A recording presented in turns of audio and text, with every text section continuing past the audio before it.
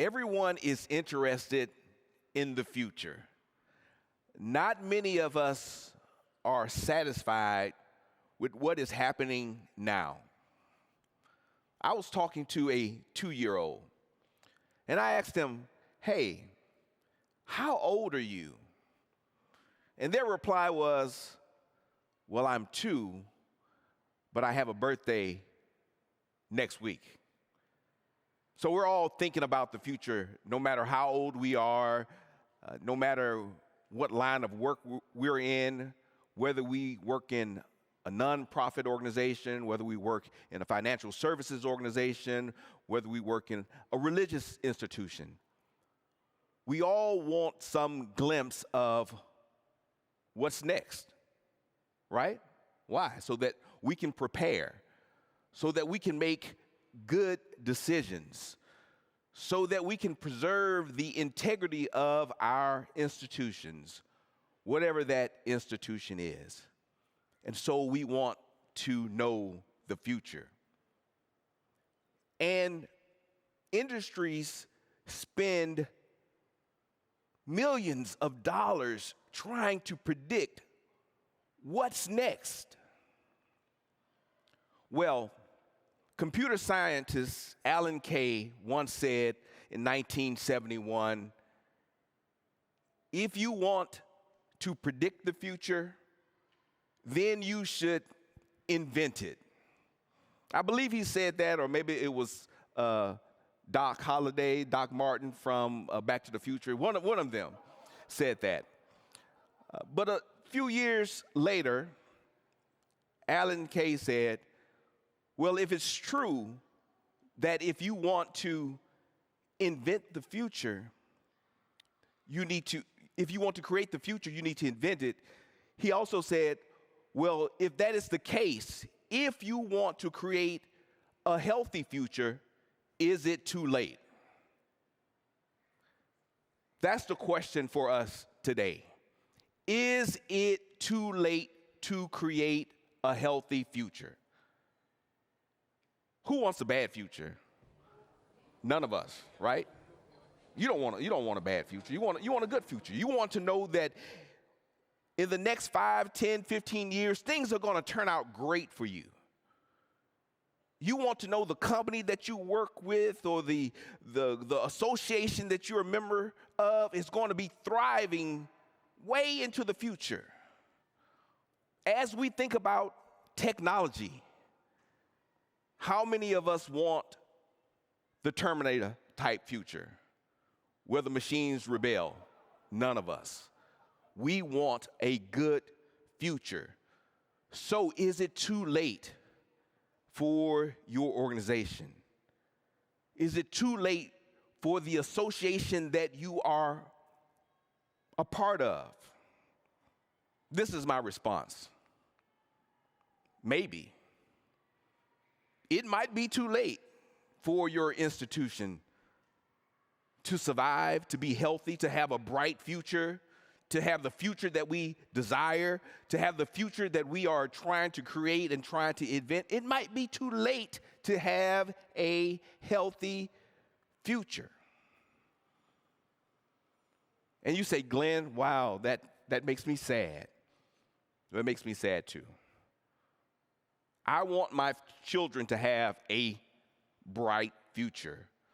I want my children to grow up in a world that's better than the world that I grew up in. But you know what? All of that depends on what is happening now. You see, the future doesn't wait for any of us. It's happening every day.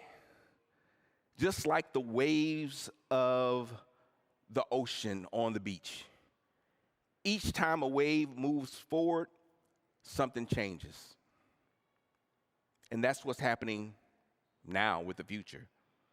Every decision that we make is like a little wave, causing small, subtle changes.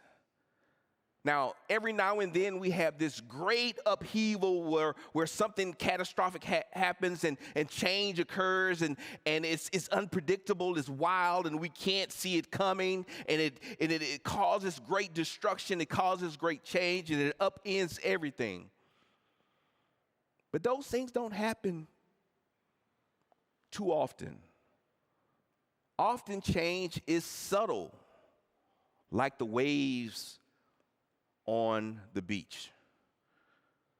So how do we avoid an unhealthy future? How do we avoid the rise of the machines? How do we avoid civil unrest? How do we avoid going off this cliff, but slowly as things begin to change and we aren't paying attention to what's happening? How do we avoid that? I want to share with you 3 things that I think causes us to have that unhealthy future. First and foremost, I believe that we ignore the signals. We are getting messages all the time as leaders, as institutions, as organizations. Information is flowing to us like the waves on that beach, and sometimes we choose to ignore it. We don't pay attention to what's happening in the world around us because we are so invested in the present that we ignore what the future is saying to us. There are many questions that we should be asking ourselves as leaders as we try to move our organizations forward, as we try to live into that bright, healthy future that we're all excited about. One thing we need to pay attention to is what's going on in the political landscape. What are we seeing in the economy? What are the social signals that are moving toward us each and every day? What can we learn from technology and the changes? You've heard of ChatGPT, I'm sure. You've heard of AI, I'm sure. At one time, the cell phone that we all carry and that consumes our daily living was a thought, an imagination. Now it's an integral part of our daily lives, and it's shaping the future in ways that we may or may not understand. But we're starting to see the ripples of what happens when we carry technology everywhere, where we get instantaneous messages, where we can communicate instantly. Whether that communication is good information or bad information, is happening as we speak. It's capturing our attention when we go to concerts or social events. It's shaping how we as religious believers interact with one another. We have our messages, our ideology right before us in our hands, and it's easily accessible. We worship at the feet of the temple of social media, and that's causing social change. We need to think about the legal landscape that is changing. We're getting signals every day. We get signals from those in our local communities. We get signals from the Supreme Court, the highest body in the land, and it impacts generations, or it will impact generations and generations to come. Those are signals that we can't ignore. Those are the waves that will shape the future that we are a part of. If we want to have a healthy future, we can't ignore the emerging nodes. Well, what do you mean by that, Glenn? Emerging nodes. What are the networks that are forming? Where are the communities gathering? And what are they saying in those communities? There's always backlash when we have change, isn't it? When things different, when the communication circles change. But as leaders, we have to pay attention to the emerging networks. Where's the buzz? That's another way of saying that. Where's the buzz? Where's the energy? What are you hearing? Where's the excitement? Where is the attention being drawn? Where are the conversations happening? And again, technology has shaped that in great deal. Technology is a cell phone, instant messaging, the always connected generation is changing how we get information, how we access information, how quickly we can get information. And you know what? It hasn't improved the quality of the information. In most cases, it hasn't. So how do we as leaders adapt to this constant flow of information? How do we get the right information out to our people? How do we consume the right information so that we can make the right decisions? See, the thing about information is more doesn't necessarily mean better. But as we think about the future, as we try to create a healthy environment, we have to understand the impact of these new networks or these new nodes that are forming. Nodes are popping out everywhere. At one time, if you wanted to get information quickly across the country, what did you have to invest in? Horses, right? Horses. The Pony Express. You had to put a person on a horse, and they had to ride across the country, and when that horse got tired or died out, you have to get on another horse and ride that horse to the next station. Communication is a lot more is a lot more efficient now, right? Yeah, and I don't know how to ride a horse, so I would be in trouble. But I do know how to use my cell phone. Not very good at horse riding, texting, pretty good at that. So we have to pay attention to the emerging nodes, how communication is being formed, who's sharing the communication, the new communities that are emerging. And a big thing as we think about the future, we can't ignore the inevitable. We can't ignore it. Change is a constant. And you know what? Institutions fail. People die. Communities change. The world that I grew up in 1980 in Houston, Texas, doesn't exist anymore. Many things have changed. It's the natural order of things. And so sometimes as a leader, it's important that we know when it's time to let go. We have to understand when our institutions have run their course. Does that mean that in order to have a healthy future, we need to shut down some things? Maybe. Maybe we do. Maybe things are so damaged. Maybe things are in such disarray that they have to be put to rest. I mean, think about your body. Think about your body for a moment. There are many people that have abused their bodies or that they have accidents and they've suffered some trauma and they have to lose a limb. Did they want to lose a limb? No. But maybe better part of your leg than your whole body. That's hard to hear, right? It's unfortunate. It sounds insensitive. But I have friends that have lost limbs, that have parts of their body that have been amputated. But they're alive, they're healthy, they've adapted. But many of us want to hold on to the whole far too long.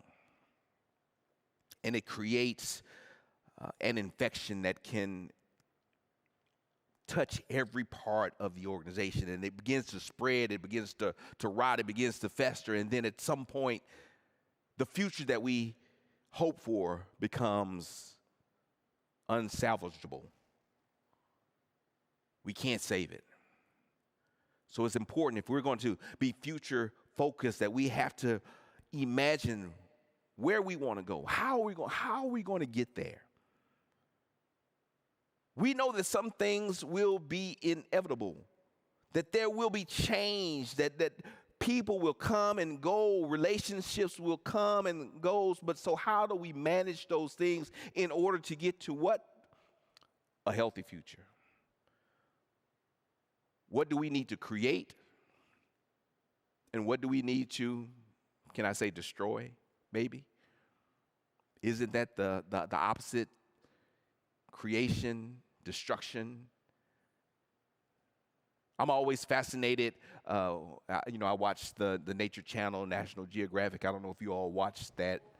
I'm always fascinated when I see the guys in the woods with these cans, and they're burning grass, burning underbrush, and they're causing destruction, smoke and fire and flames going on all around. And you say, why are they doing that? Isn't that dangerous? Isn't that horrible? They're going to cause a forest fire and everyone's going to be harmed.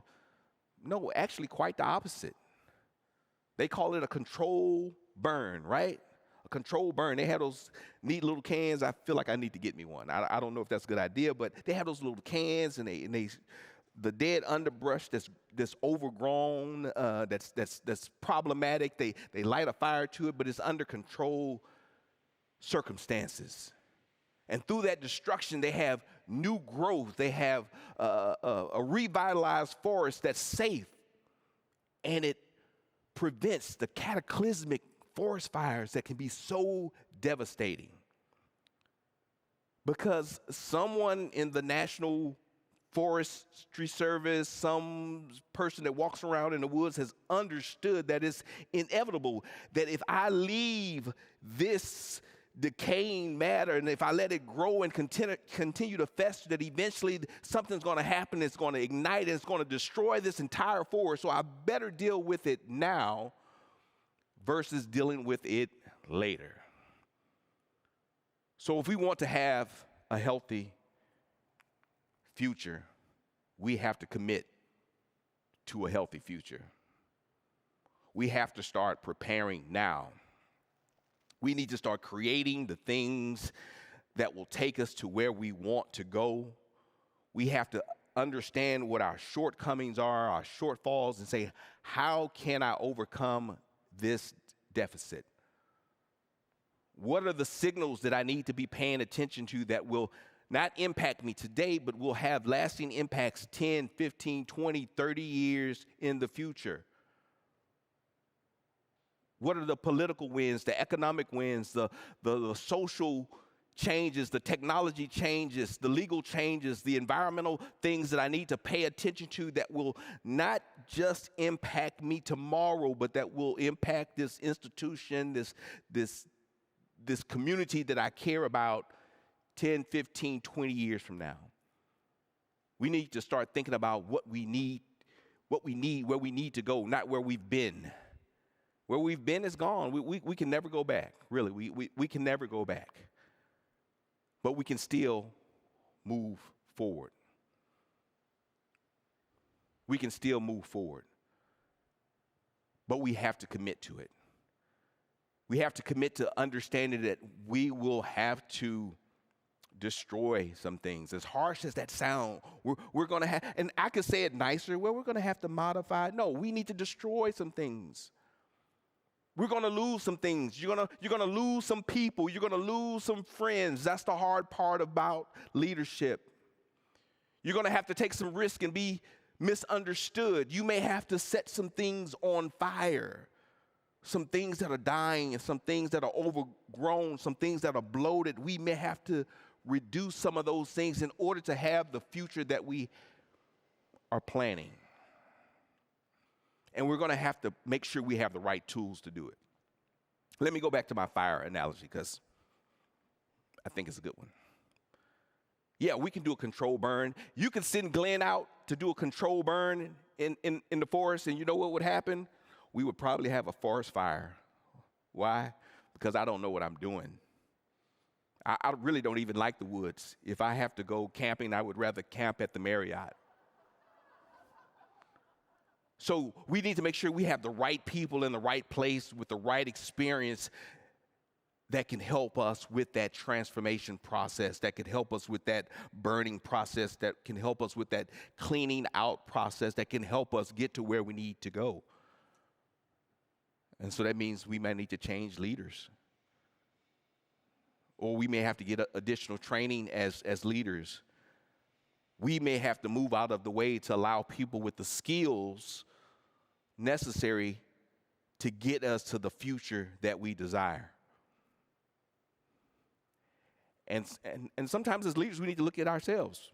Are we qualified to take this institution to the future? I've left institutions when I realized, I say, hey, Glenn, this no longer works for you, nor does it work for the institution. And you know what happens? Both myself and the institution benefited. So if we have boards, committees, and processes, examine those things and make sure that you are committed not to the present, but that you are committed to the future that you desire. We have to imagine the future.